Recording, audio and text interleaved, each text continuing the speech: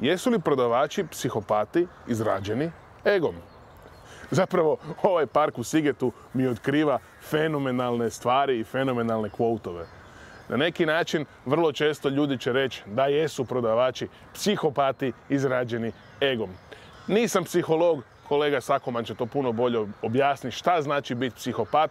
Malo sam čitao o tome i moram priznati da sam u jednom trenu kod čitanja te knjige sam pomislio da sam i ja psihopat.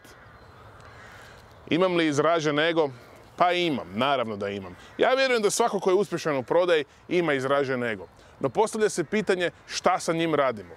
Šta je to suprotno mindsetu uspjeha? Pa evo, teško da bi rekao da je to mindset neuspjeha.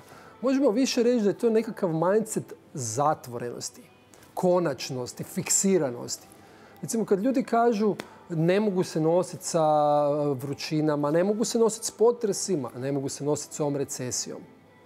U biti, analiziramo tu rečenicu, čujemo ovo. Ja, cijela moja osoba, sva moja misli, osjećaj, talenti, darovi, ukupno ja, cijeli ja, ne mogu. Znači, nešto konačno, nepromjenjivo, trajno, nositi se s nečim izvan sebe, potresi, događaj i sl.